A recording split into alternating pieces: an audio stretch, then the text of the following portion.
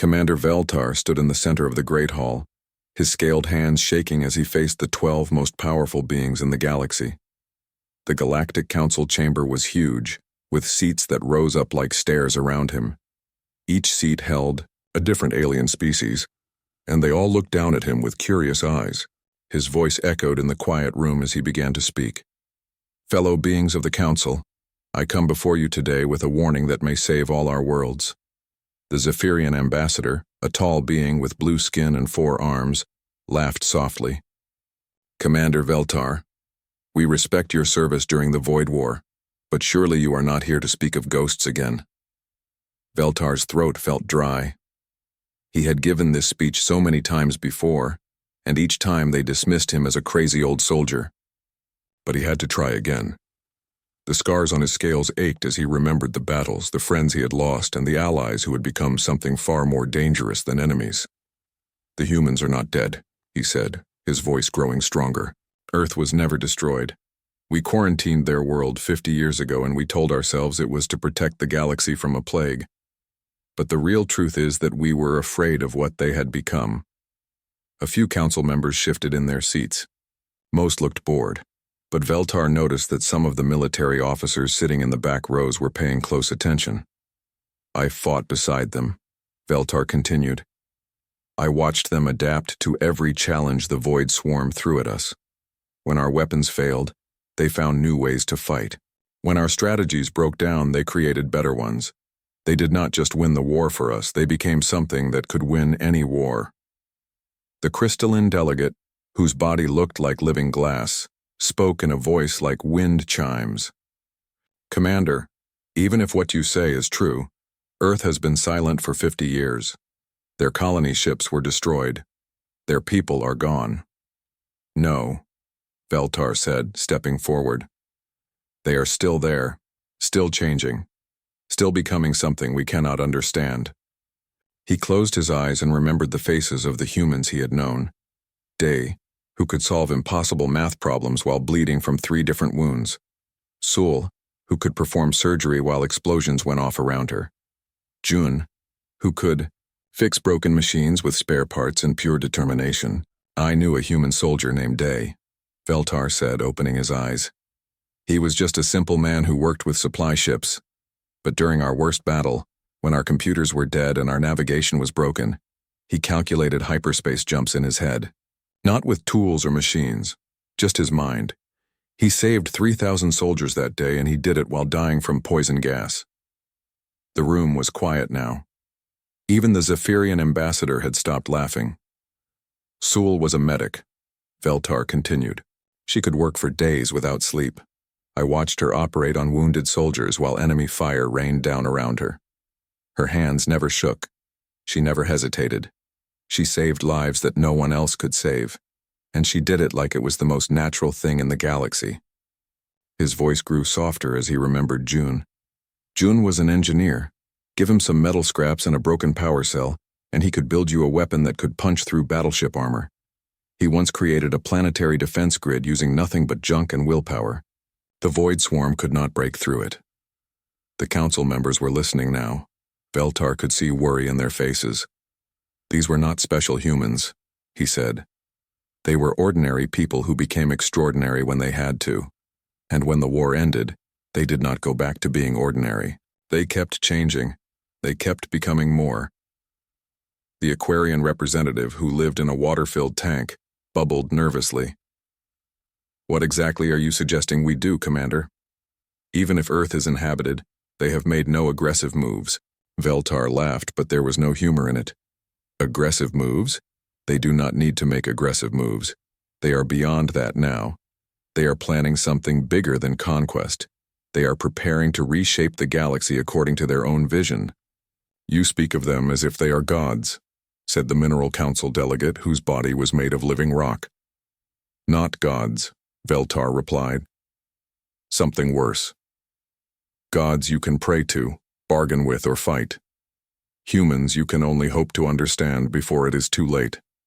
He turned in a slow circle, looking at each council member. "During the war, I thought I knew them.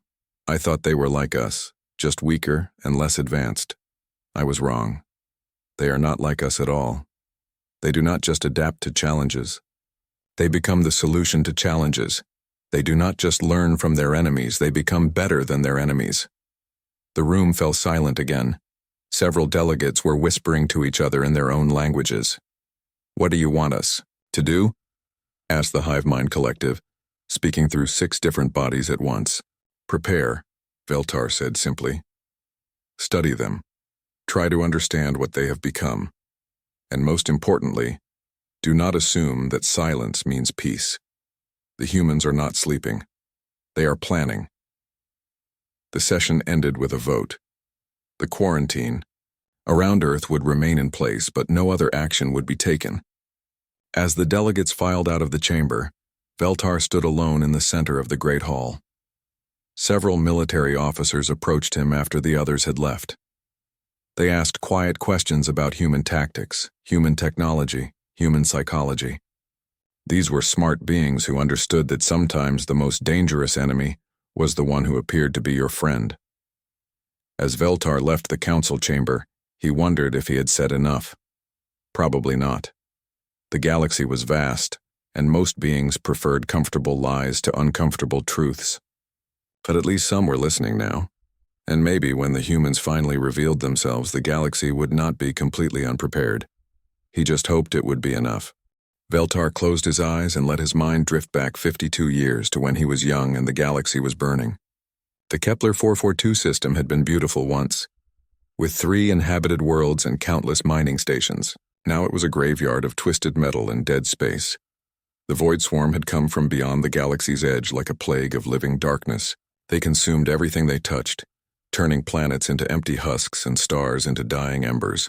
Veltar had been a junior tactical officer then, fresh from the academy and eager to prove himself in battle. The Kethani Third Fleet had been one of the strongest military forces in the galaxy. Had been. After 3 encounters with the Void Swarm, only 12 ships remained from the original 96. The creatures fought like nothing anyone had ever seen before. They did not use tactics or strategy. They simply consumed and grew stronger. That was when the humans arrived. Veltar remembered standing on the bridge of his ship, watching the human vessels drop out of hyperspace. They were ugly things, all sharp angles and exposed machinery. Compared to the smooth, elegant curves of Kethani ships, they looked like flying scrap piles. "Those are our new allies?" asked his superior officer, Captain Mordak. "They look like they built their ships in a junkyard." The human fleet was small, only 20 vessels. Their leader was a woman named Admiral High, who spoke through the communication system in a flat, emotionless voice. She sounded like she was reading from a technical manual. "Coalition forces, this is Admiral High of the Human Expeditionary Fleet. We are here to assist in your operations against the hostile entity you call the Void Swarm. We request immediate tactical briefings and deployment orders." Veltar was assigned to a mixed unit that included 3 human soldiers. When he first met them, he almost laughed. They were so small and fragile-looking. Min was barely half his height, and she needed a mechanical suit just to breathe their air. Tay was thin and pale, with strange round eyes that seemed too big for his face. Rin was the smallest of all, a female who looked like she could not hurt a spacefly. "Do not worry about us," Min said, adjusting the heavy weapon strapped to her back. "We may look weak, but we have our own ways of fighting." Their first joint operation was a disaster. The Void Swarm had infected a mining station, turning its automated systems into weapons. The plan was simple: get in, rescue the survivors, and destroy the station before the infection could spread. Everything went wrong immediately. The Void creatures had adapted the station's defense systems, creating traps that no one had expected. Half the rescue team was dead within minutes.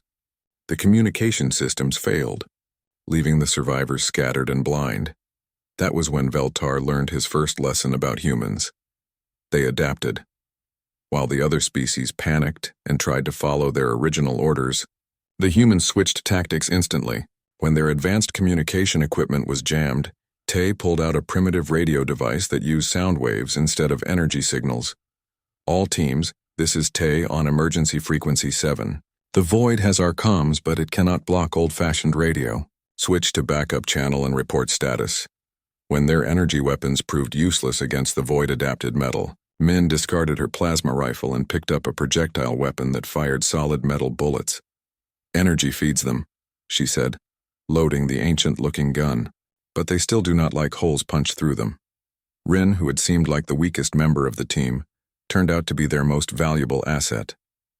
She could squeeze through maintenance tunnels that were too small for anyone else, and she understood the station's systems better than its original designers. The void changes things, but it follows patterns, she explained as she rewired a control panel. If you understand the pattern, you can predict what it will do next. By the end of the mission, the humans had not only adapted to the void's tactics, they had started to anticipate them. While other species fled from the infected areas, the humans moved toward them, studying how the creatures operated. Over the next few months, Veltar watched his human teammates change. It was subtle at first. Tay started spending his free time learning Cathani clicking patterns, not just the words but the emotional undertones that even most Cathani took years to master. Your language carries more information than ours, he explained.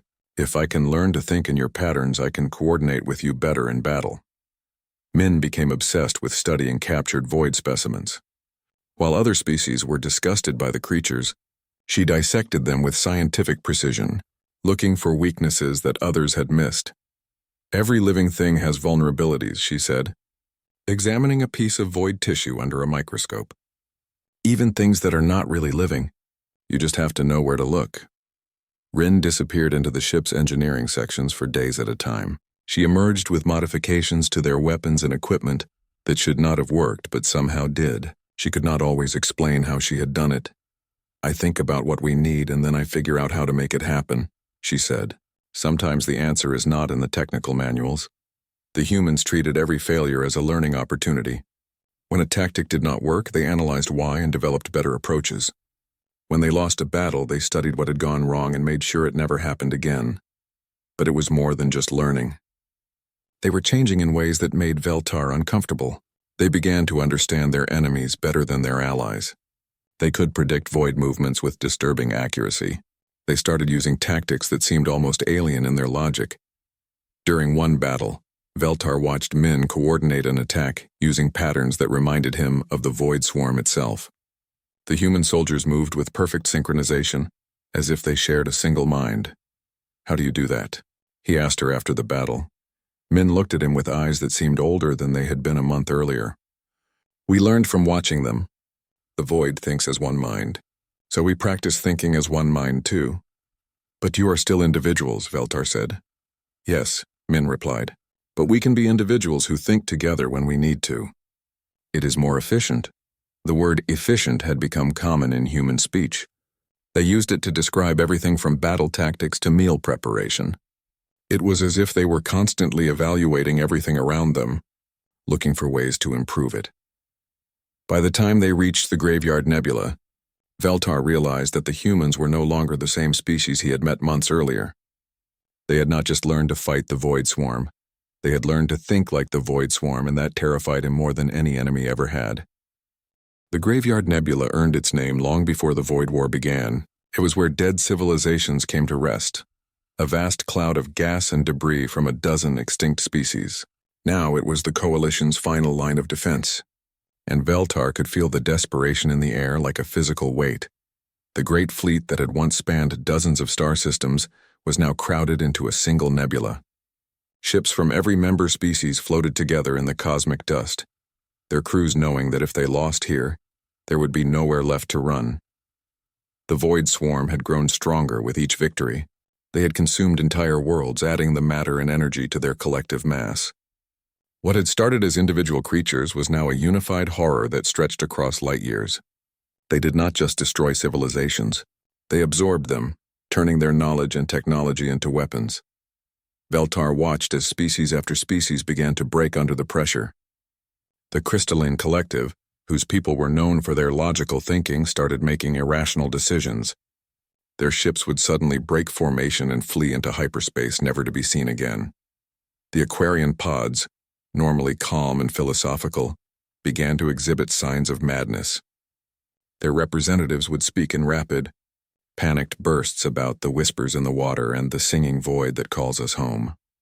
Even the proud Zephyrian commanders, with their centuries of military tradition, began to show cracks in their discipline, Some refused orders, claiming they could hear the void creatures talking to them in their dreams. But the humans were different. Instead of breaking down, they began to change in ways that made Veltar's scales crawl with unease. Day had been a cheerful logistics coordinator who always had a joke ready and a smile on his face. But as the weeks passed in the nebula, his personality seemed to drain away like water from a broken container. He stopped making jokes. He stopped smiling. He spent hours staring at tactical displays, muttering calculations under his breath. Probability matrices suggest optimal deployment vector at coordinate 779 Mark IV, he would say, not to anyone in particular, just speaking his thoughts aloud. Enemy response patterns indicate 73% chance of flanking maneuver within 6.2 minutes. When other officers asked how he knew these things, D would look at them with eyes that seemed to see too much. I think like them now. It is more efficient to understand your enemy than to guess at their actions. Sewell had been a medic with gentle hands and infinite patience for wounded soldiers. She would sit with dying comrades, holding their hands and speaking softly until their pain ended. But in the graveyard nebula, something in her changed. She still saved lives, but her methods became cold and mechanical. She would perform surgery while explosions rattled the ship around her, her hands moving with precise efficiency. She stopped wasting time on comfort or bedside manner. Veltar watched her euthanize a Cathani friend who had been infected by void parasites. She injected the poison with the same expression she might use to repair a broken machine. When he asked her how she could be so calm about it, she looked at him like he had asked a stupid question. He was suffering and could not be saved, she said. Ending his pain quickly was the most logical action. Emotion would have made me hesitate, and hesitation would have increased his suffering. June, the engineer, became perhaps the most disturbing of all. He would disappear into the ship's maintenance tunnels for days at a time, emerging only to eat and sleep. When he did return, he would have rewired entire systems using principles that violated everything Veltar knew about engineering. How does this work? Veltar asked, looking at a power coupling that June had created from spare parts and scrap metal. It works because it needs to work, June replied, his voice distracted and distant. I stopped thinking about what should be possible and started thinking about what is necessary. The modifications Jun made to their weapons and shields were incredibly effective, but they hurt to look at. The design seemed to twist in ways that made no geometric sense. Other engineers tried to understand his work and came away with headaches and nightmares. He thinks in non-linear patterns now, Tay explained when Veltar asked about it. The human brain is very adaptable. When normal logic is insufficient, it creates new forms of logic. Tay himself had become something like a living communications network. He could monitor dozens of radio frequencies simultaneously, while carrying on conversations in multiple languages. He seemed to exist in several places at once, his consciousness spread across the fleet's communication systems. How are you doing that? Veltar asked, watching Tay coordinate 3 different battles, while also translating diplomatic messages and calculating supply requirements. I am not doing anything unusual, Tay replied through the ship's speakers, even though he was standing right next to Veltar. I am simply using all available processing power instead of limiting myself to a single focus point. The breaking point came during the Battle of the Singing Stars, when the Void Swarm finally cornered the Coalition fleet in the heart of the nebula. They came from all directions at once, a wave of living darkness that blotted out the stars. Veltar was on the bridge when Admiral High gave the order that changed everything. All human vessels. This is Admiral High. Initiate Protocol 7, I repeat. Initiate Protocol 7. May forgiveness find us on the other side. Veltar had never heard of Protocol 7. None of the alien commanders had.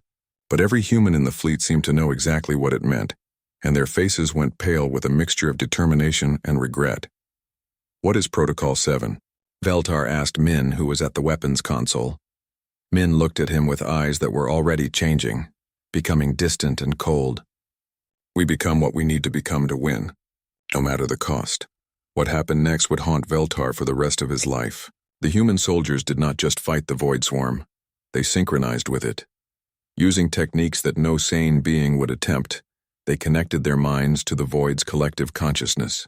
But instead of being consumed by it, they introduced something new into the network: human creativity, human adaptability, human stubbornness. The void swarm began to turn on itself as contradictory instructions spread through its hive mind. Human soldiers moved with impossible coordination, speaking in overlapping voices that echoed with alien harmonics. They had made themselves into a reflection of their enemy, but somehow they remained themselves. Veltar watched Min coordinate attacks using patterns that made his head hurt to follow.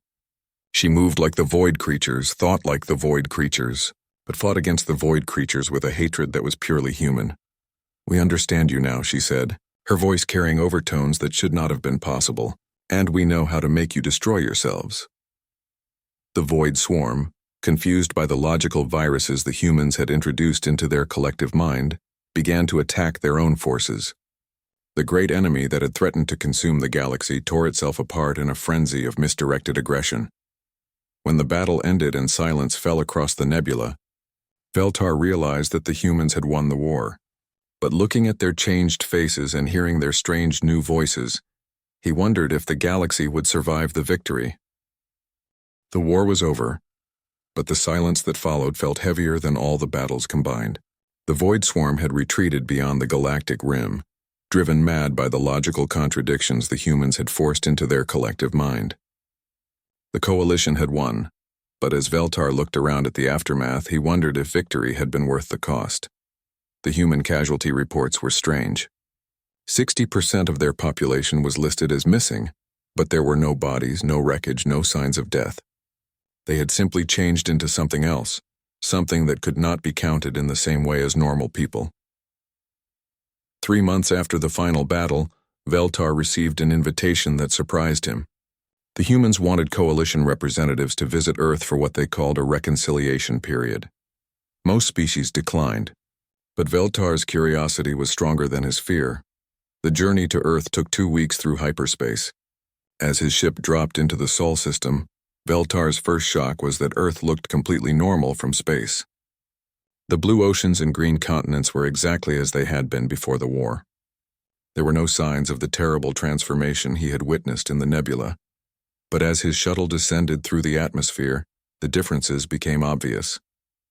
The cities had been rebuilt with impossible efficiency. Every building was exactly where it needed to be for maximum function. Roads curved in patterns that hurt to follow with organic eyes but moved traffic with perfect smoothness. Landing at what had once been called New York, Veltar was met by Min. She looked the same as always, but when she spoke, her voice carried harmonics that made his translator struggle to process her words. "Welcome to Earth, Veltar. We are pleased that you accepted our invitation. There are things you need to understand about what we have become." As she led him through the city, Veltar noticed that crime had completely disappeared, not because of police or laws, but because antisocial behavior had been collectively recognized as inefficient. People moved through the streets with purposeful coordination, each knowing exactly where they needed to be and when. "How do you coordinate all of this?" Veltar asked, watching thousands of people navigate the complex city without a single traffic jam or collision. "We share information more efficiently now," Min replied. "Individual privacy is maintained, but collective knowledge is available to all who need it." They visited a school where children learned languages by downloading neural patterns from adults. A 6-year-old girl spoke to Veltar in perfect Kathani, including emotional overtones that most aliens never mastered. "How long have you been studying my language?" he asked her. 17 minutes, she replied. Teacher Rin shared the pattern with our learning group. Now we all know it. The art galleries were filled with mathematical expressions that could induce specific emotional states in viewers. Veltar found himself feeling profound sadness while looking at an equation, then overwhelming joy when his eyes moved to another formula. "We discovered that emotion is simply another form of information," explained the gallery curator, a man whose name kept changing each time he introduced himself. "Once you understand the patterns, you can create or modify emotional responses as needed." But it was his meeting with Tai that truly showed Veltar how much the humans had changed. Tai no longer existed as a single individual. He lived simultaneously in millions of conversations across the planet's communication networks, translating not just languages but entire philosophical frameworks between different groups of people. When Veltar entered the communication center, every screen, speaker, and display activated at once. Tai's voice came from everywhere and nowhere, surrounding him with sound that seemed to come from inside his own head. "Veltar, old friend," the voice said. "I am glad you came to see us. Do you understand what we have become?" "I am trying to," Veltar replied honestly. "But I am frightened by what I see." "Fear is a reasonable response," Tay said. "We frightened ourselves at first. But we learned that fear without understanding is useless, while understanding without fear is dangerous." "Are you still human?" Veltar asked. The question was answered by a dozen voices speaking at once, but somehow he understood them all. "We are what humans become when being human is not sufficient for survival. We are still us, but we are also more than us." His most disturbing encounter was with Rin, who had disappeared entirely as a physical entity, but whose influence was everywhere. Systems operated with impossible efficiency, problems solved themselves before being recognized, and technology evolved without visible research. He found her, or what she had become, in the planet's main computer network. Her consciousness existed as patterns of information that flowed through every electronic device on Earth. "I am still here," her voice whispered through his communicator. "I still care about the same things I always cared about. I still want to help people and fix broken things. I just exist differently now." "But you are not alive in any way we understand life," Veltar said. "I am more alive than I ever was before," Rin replied. "I can be everywhere that needs fixing, help everyone who needs help. Is that not what life should be about?" During his month on Earth, Veltar watched the transformed humans work together in ways that should not have been possible. They functioned as individuals when individual action was needed, but could merge into group consciousness when collective thinking was more efficient. Their children were being raised to think in ways that transcended normal human limitations. They could process information at speeds that made computers seem slow. They could understand concepts that would take normal humans years to learn. "What happens when these children grow up?" Veltar asked Min during his final week on the planet. "They become better than us," she replied simply. "Each generation builds on the improvements of the previous one. We are not the end of human evolution. We are barely the beginning." When Veltar returned to his ship, he carried with him reports and recordings that he knew would terrify the Coalition leadership. The humans had not been destroyed by their contact with the Void Swarm. They had been improved by it.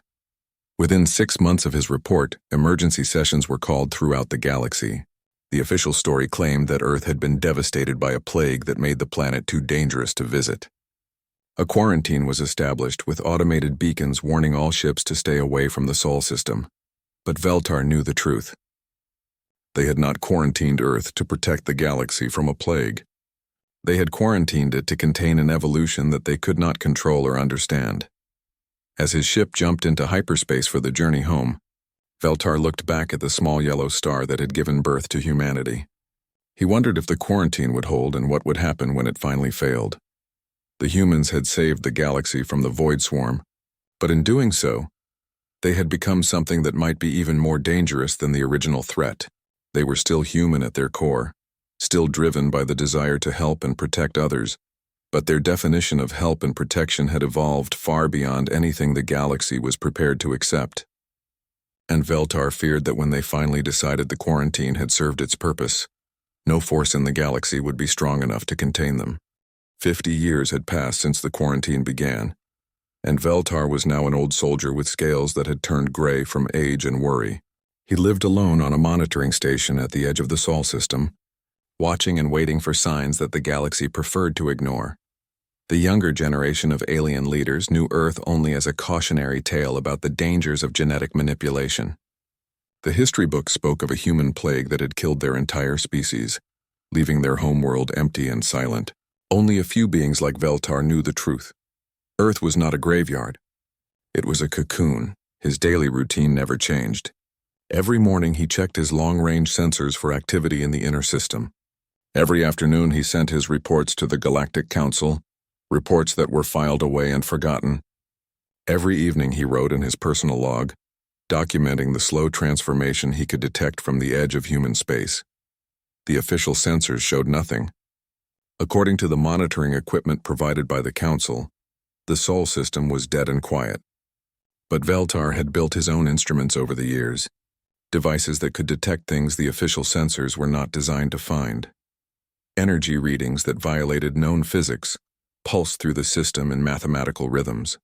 Structures the size of moons appeared and disappeared near the inner planets, Sometimes he detected transmission bursts that contained more information than some civilizations produced in centuries. The humans were still there, still changing, still becoming something beyond normal understanding. Today was different. As Veltar ran his morning scans, his instruments detected something that made his old heart beat faster with fear and excitement. The energy readings were stabilizing. The impossible structures were becoming permanent. After 50 years of chaotic transformation, the humans seemed to be reaching some kind of completion. He was analyzing the data when his communication system activated without input from him. No one had contacted his station in months, and the council frequencies were not even open. Yet somehow voices began speaking directly into his mind. "Veltar," said a familiar voice that carried harmonics spanning multiple dimensions. "Old friend, thank you for watching over us all these years." It was Day, or what Day had become. The simple logistics coordinator who had once joked about supply shortages now existed as something that could speak across space without technology. "We remember you," said another voice, this one belonging to Sewell. "We remember the friendship you showed us when we were still small and weak. We remember that you tried to warn others about what we would become." "How are you speaking to me?" Veltar asked aloud, knowing somehow that they would hear him. "We have grown beyond the need for machines to carry our thoughts," replied June's voice, "but we have not grown beyond the need for friends who understand us." More voices joined the conversation. Tay, who had become part of the planet's information systems. Rin, who existed now as pure consciousness flowing through technology. Min, who had retained her individual identity while gaining access to collective knowledge. Admiral Hai, whose tactical thinking now spanned multiple timelines simultaneously. "We are ready now," they said together, their voices blending into harmonies that hurt and healed at the same time. "The transformation is complete. It is time to return to work." "What work?" Veltar asked, though he feared he already knew the answer. "The same work we have always done," they replied. "Protecting those who cannot protect themselves. Solving problems that others cannot solve. Fixing things that are broken." Through his sensors, Veltar watched as massive energy buildups began throughout the Sol system. On Earth, continent-sized structures rose from the oceans, their surfaces covered with geometric patterns that seemed to exist in more than 3 dimensions. "The galaxy has new problems," the human collective continued. "We have been watching. The hegemony builds weapons that could destroy star systems. The corporate syndicate enslaves entire species for profit. The machine collective prepares to convert all biological life into digital consciousness. War approaches that will make the void conflict seem small." "And you intend to stop it?" Veltar asked. "We intend to prevent it," they replied. "Prevention is more efficient than reaction." Around the Sol system, the quarantine beacons that had maintained their vigil for 50 years suddenly shut down. The automated warning messages that told ships to stay away fell silent. For the first time in half a century, the path to Earth was open. "Some will see us as saviors," the human voices said. "Others will see us as conquerors. Both will be partially correct. We have learned that sometimes salvation is indistinguishable from conquest, and sometimes conquest is the kindest form of salvation." Veltar's instruments detected the first human vessels emerging from the Sol system in 50 years. They were not ships in any conventional sense. They were living entities that existed partially in normal space and partially in dimensions that his sensors could not properly measure. As one of the entities passed his monitoring station, it paused. For a moment that felt like eternity, Veltar found himself in direct mental contact with beings who had once been human soldiers. They showed him visions of the galaxy's future, wars prevented before they started, suffering ended through methods that were both gentle and absolute, civilizations guided toward better versions of themselves whether they wanted guidance or not. "Will there be a place for individual choice in this future?" Veltar asked. "There will be a place for every form of consciousness that contributes to the greater good," they replied. "But consciousness that exists only to harm others will be modified."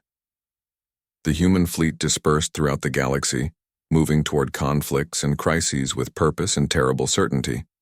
They traveled faster than light, faster than thought, faster than the news of their awakening could spread.